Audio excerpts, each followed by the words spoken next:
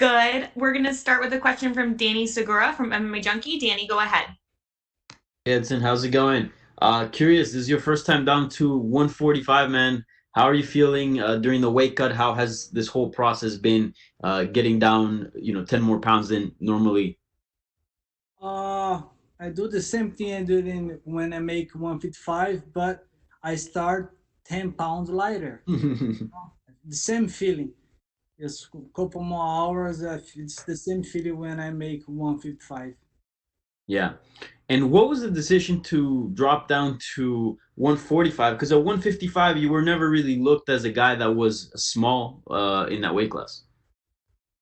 Yeah, no, I was dropped because I feel, I work for UFC almost 10 years, I really need some new challenge, not for my career, but for myself, and I make a choice together with my team.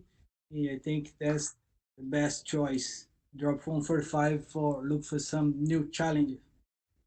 Yeah. And when you say new challenges, like what exactly are you looking for at 145? Is it maybe to like refresh your career a little bit, maybe some different matchups because you have fought most of the people at 155? What exactly are you looking for? Exactly, like I said, it's a new challenge. I fought some new guys. I don't fight the people want the other guys for 155 because most pipes say no to fight me 155. I always hoping to fight everybody in the top 10, but it's get hard to fight the people 155 because I fought most those guys, and in 145 I'm new. I fought nobody 145, and I'm very excited. I feel that's a new beginning for me. Yeah. And lastly, what challenges do you think Dan Ige presents? And if you come out victorious on Saturday, where do you think that puts you in the division? Because you are a big name dropping down, so usually that helps out as far as rankings is concerned. I'm so happy. First, I'm so happy to FC always give me some big challenge. Some UFC give me a chance to fight against the best guys in the world.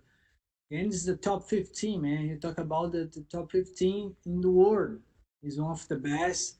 And I feel if I beat him, definitely for my history in UFC, I have more than 22 fights in UFC right now, 23, my 23rd fight in UFC. If I beat him, definitely I deserve the top five. And I have three more fights in my contract, man. I hope UFC, after this one, if I win, give me a top five, you give me a chance for the title shot. Thank you, Edson. Good luck. Thank you. All right, next we'll go to Damon Martin with MMA Fighting. Damon, go ahead. Appreciate you taking the time. Obviously, this move down to featherweight, surprised a lot of us just because you've always been such a good lightweight and never seemed like you were giving up that much size. Would you say this move to featherweight is permanent, or is it still an experiment, just seeing how it goes, this Saturday? Let's see how's it go. You never know, especially right now. But my goal right now is stay 145. But I'm a fighter, man. I'm hoping to fight 155. Depends if somebody give me some big names. You know, the people. There's not much guys I fought in 155. Give me one of those guys. Why not? I'm a fighter, man. I don't care. Or maybe go to 170. I don't care, man. Whatever UFC give me, I'm ready. And Edson, back in March, you had put out the message about, requesting your release from the UFC. And then right after that, we heard about a rumor of the Josh Emmett fight. I know that never ended up coming together. Now you got Dan Ige. What is your relationship with the UFC right now? I think the relationship is good because UFC give me a fight, you know. On that time, I asked to left because I was so excited, so ready to fight. I asked to fight in December. That's crazy, I'm ready to fight in December, January, February, March, and there's no fight.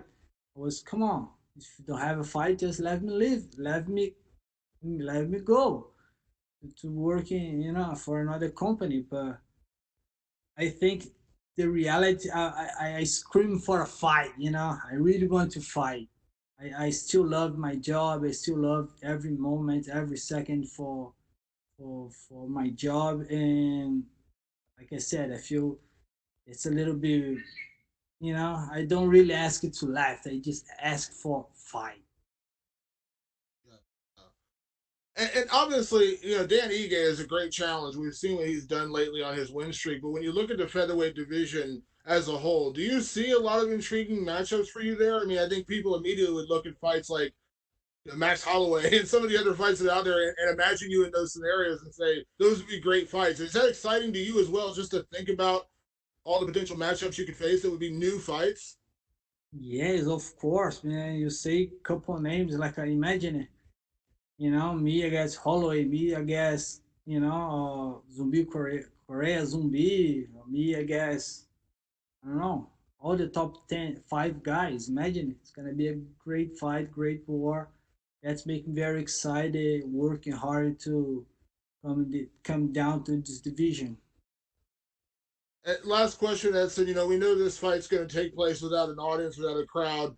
You're one of those guys who famously has a lot of sound effects in your fights, anyways, thanks to your leg kicks. How is it preparing for that part of it? Is it weird? I mean, obviously, you fought with smaller audiences, bigger audiences, things like that.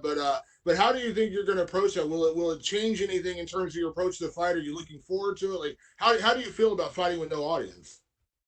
Yeah, it's gonna be different, but I work a lot. I feel like in my training, I train like that with not much people around, and it's gonna be different definitely because I love, I really love the people outside because, like you said, every time I throw something like a crazy noise, everybody outside, whoa, oh, it's make me, more motivated to keep you hurt the guy.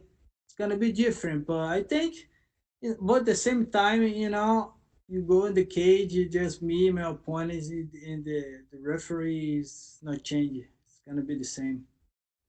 Thanks, Edson. Thank you. Next, we'll go to James Lynch with the score. James, go ahead. You talked about the cut to 45. Did you do a test cut before? Like, did you try and already make the weight already just to see if you could actually make it? No, not really. But UFC give me a long time to train very light. Like I said, I just, you know, I was like I said when I dropped from 55. If I have cut 10 pounds to 145, just stay 10 pounds lighter, and I feel the same thing. Same thing. Weight's going down, and I feel great. I really feel great. Was there any difference in the camp, whether it was diet or maybe running a little bit more? How have you, shed those extra 10 pounds, or how are you going to do that? No, I it's my fight, my real fight to keep my weight high. I'm a healthy guy, man. I never did diet in my life because I eat clean my whole life, and you guys never see me off shape, never my whole life, because I was a professional, man. I do everything right all the time. It's so easy for me, you know, drop for 145 because, like I said, I do everything right. Who did you get to work with for this camp? Because we know a lot of the training camps, it's with smaller groups now. So who are some of your training partners? Yeah, I train in American Top Team. You have 1,000 options in American Top Team. That's why American Top Team is the best team in the world. Yeah, I have a lot of guys help me on this camp, and I'm more than ready for this fight. Absolutely. Was there anyone you worked with a little bit more, or was it just a variety of training partners?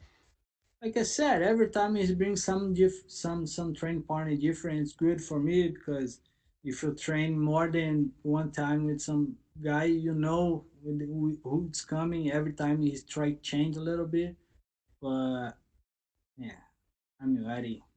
And you talked about challenges at featherweight. One of the things with Dan Ige, he's never been finished in his career. Do you look at that as a challenge that really excites you, potentially being the first fighter to finish him? Yes, definitely, definitely. He's a great fighter, man. You're talking about he's a top 15 heavyweight in UFC. He's one of the best. Definitely, I'm so thankful to always put myself against the best guys in the world. And Damon referenced there a potential fight with Josh Emmett. That there was some rumors floating around with that. Was that ever something that was offered to you? Was that matchup ever something on your radar? Yeah, he's talked to me about this fight. I'm always open for fight.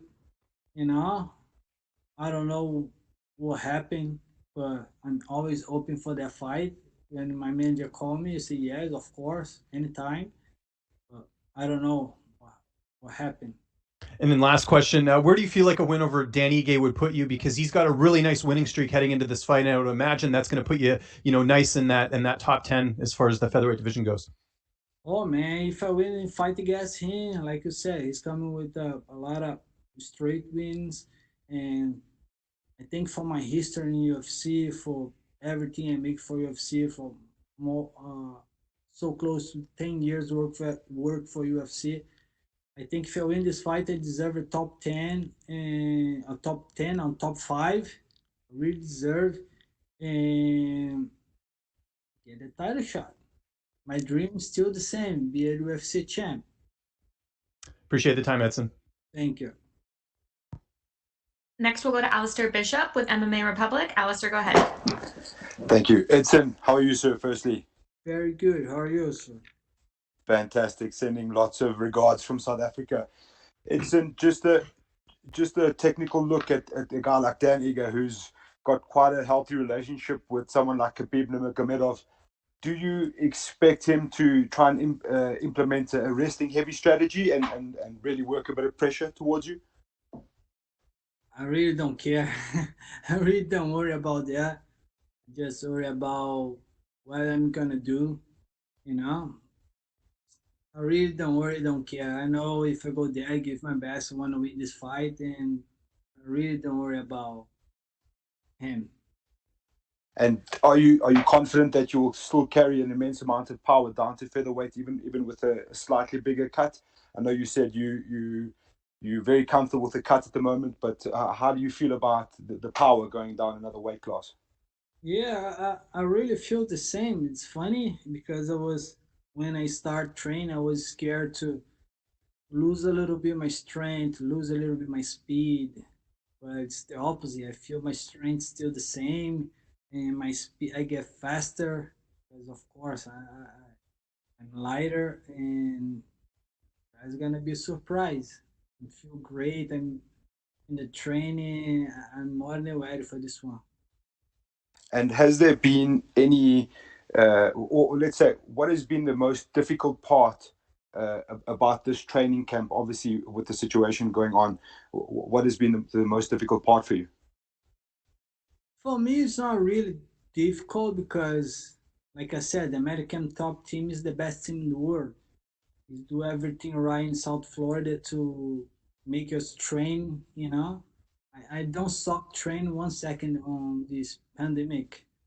You know, the world get crazy about the coronavirus, but the American top team, the people still working hard like always. And like I said, it's normal camp, just one more camp. This is the different because you have comment 3 weeks ago, you know. You don't give him much time, like 100% and focus in camp. But like I said, I'm always ready to go. And last question, Edson, if you could have a dream featherweight matchup in your home of Brazil, who would that be? Anybody in the top 5. Anybody. Fantastic. Thank you, sir. Thank you. All right, Edson, that's all we have for you today. Thank you. Thank you.